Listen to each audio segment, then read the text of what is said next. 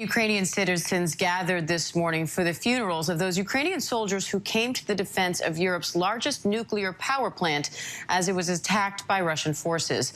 And the plant is now under the control of the Russian army. The International Atomic Energy Agency says that it is extremely concerned about the situation there. Let's bring in Douglas Dillon, professor of government at Harvard Kennedy School, Graham Allison, for more on this. Thank you for being here. How concerned are you that Europe's largest nuclear power plant is now under Russian control?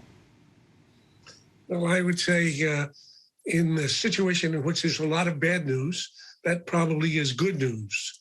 That is, as compared to having fighting around a nuclear power plant and something as irresponsible as the Russian missile attack on this Zapo plant last week.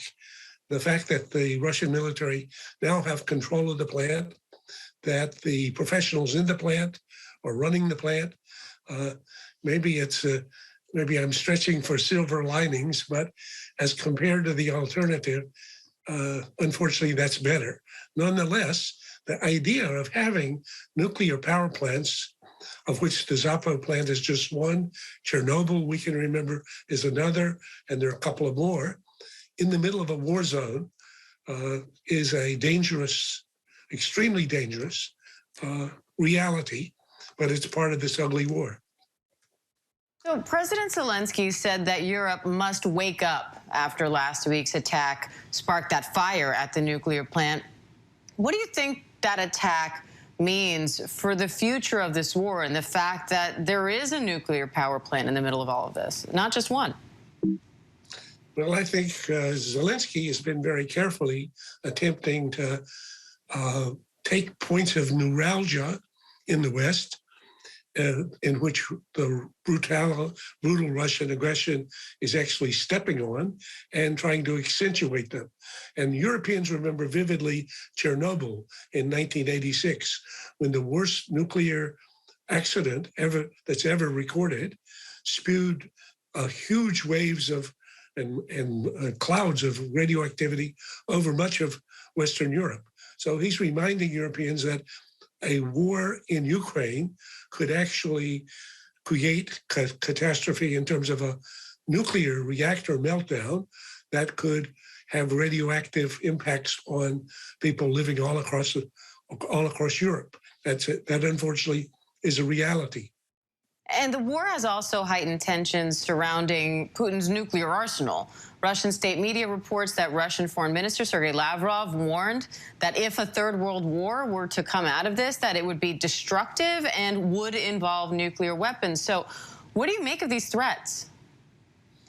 Well, I think, unfortunately, they are stark reminders of something that most Americans have essentially forgotten, which is that Putin is the commander of a superpower nuclear arsenal, as much as the leaders of the evil empire were in the old Cold War, which on his unilateral choice could actually cause you and me to disappear within an hour.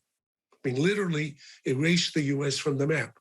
So that's the evil, demonic Putin, who is nonetheless, in effect, our inescapable conjoined Siamese twin, who, if he chooses, can destroy the US, and at the cost of destroying himself and Russia, which is why this would be an insane and suicidal act.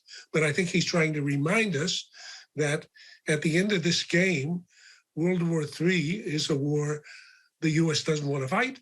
And Ronald Reagan, for whom I worked with enthusiasm, would always say, remember, a nuclear war cannot be won, because at the end of it, even if you've destroyed the enemy, if your country is lost, that's not a victory. So nuclear war cannot be won and must therefore never be fought. So that's the reason why the US and NATO are handling with such caution proposals for a no-fly zone, or for otherwise introducing NATO troops to be fighting Russian troops because of the risk of an escalation to nuclear war. Certainly terrifying to even have this conversation. Unbelievable, even just 3 weeks ago. Professor Allison, we appreciate your time today. Thank you. Thank you. Hi, everyone. George Stephanopoulos here. Thanks for checking out the ABC News YouTube channel. If you'd like to get more videos, show highlights, and watch live event coverage, click on the right over here to subscribe to our channel. And don't forget to download the ABC News app for breaking news alerts. Thanks for watching.